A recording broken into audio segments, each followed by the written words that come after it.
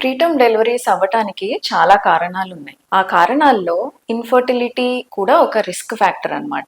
Research ఏం చెప్తుంది అనంటే ఫర్టిలిటీతో ఇబ్బంది లేకుండా న్యాచురల్ గా కన్సీవ్ అయిన వాళ్ళలో ఈ ప్రీటర్మ్ డెలివరీ అనేది ఒక 10% ఉంది. అంటే 100 మందిలో 10 మందికి ప్రీటర్మ్ అయ్యే ఛాన్సెస్ ఉంటాయి. అలాగే ఫర్టిలిటీ ప్రాబ్లమ్స్ తో ఇబ్బంది పడి ట్రీట్మెంట్స్ తీసుకొని కన్సీవ్ అయిన వాళ్ళలో అది 20 to 25% అంటే ఆల్మోస్ట్ డబల్ ఉందన్నమాట. ఇలా అవ్వడానికి మేజర్ గా 2 రీజన్స్. ఒకటి, కపుల్ ఏజ్ ఎక్కువ ఉందనుకోండి, ఎస్పెషల్లీ ఫీమేల్ పార్ట్నర్ కి, అంటే మదర్ కి ఏజ్ ఎక్కువ ఉన్నప్పుడు వాళ్ళకి బీపీ కానివ్వండి, షుగర్ కానివ్వండి, లేకపోతే బేబీలో గ్రోత్ ఇష్యూస్ కానీ వచ్చే ఛాన్సెస్ ఎక్కువ ఉంటాయి. సో దాని వల్ల కొంచెం బేబీని ఎర్లీగా డెలివర్ చేయాల్సి వస్తుంది. ఇంకొక రీజన్ పీసీఓడి అనే ఒక హార్మోనల్ ప్రాబ్లం. పీసీఓడిలో కూడా హార్మోనల్ ఇష్యూ వల్ల కొంచెం తొందరగా డెలివరీస్ అయిపోతూ ఉంటాయి. ఇంకొక రీజన్ ఒబీస్ గా ఉండటం, అంటే వెయిట్ ఎక్కువ ఉండటం మూలాన బాడీలో ఇన్ఫ్లమేషన్ ఉండి దాని వల్ల కూడా ప్రీటర్మ్ డెలివరీస్ అవుతూ ఉంటాయి. ఇంకొక కామన్ రీజన్ ఏంటి అని అంటే యూట్రస్ లో ఇబ్బందులు ఉండటం వల్ల, అంటే ఏదైనా ఇన్ఫెక్షన్ అయి ఉండొచ్చు, లేకపోతే యూట్రస్ షేప్ లో ప్రాబ్లం ఉండొచ్చు,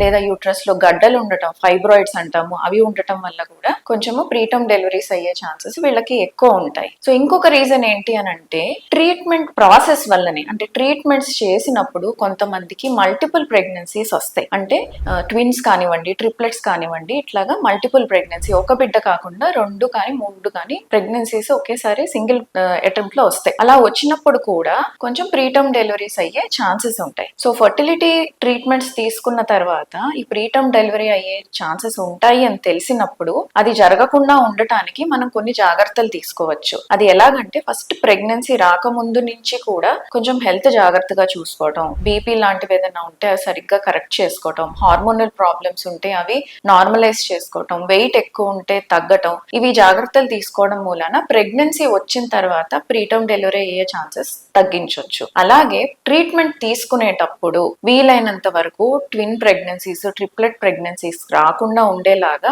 జాగ్రత్తగా మానిటర్ చేసుకుంటూ, ఒకవేళ ఐవీఎఫ్ కి వెళ్ళినప్పుడు సింగిల్ ఎంబ్రియో ట్రాన్స్ఫర్ చేయించుకుంటే ఈ ట్విన్ ప్రెగ్నెన్సీస్ రాకుండా ఆపొచ్చు. దానివల్ల ప్రీటర్మ్ డెలివరీస్ ని కూడా మనం అవాయిడ్ చేయొచ్చు. ఒకసారి కన్సీవ్ అయిన తర్వాత, అంటే సింగిల్ ప్రెగ్నెన్సీ అయినా కూడా ఫర్టిలిటీ ట్రీట్మెంట్ తీసుకున్న వాళ్ళకి రిస్క్ ఎక్కువ ఉంటుంది కాబట్టి క్లోజ్ గా మానిటర్ చేసుకుంటూ అవసరానికి తగ్గట్టు మనం ట్రీట్మెంట్ చేసుకుంటూ ఉంటే, మందులు వాడుకుంటూ ఉంటే మనం ప్రీటర్మ్ డెలివరీ అవాయిడ్ చేయొచ్చు.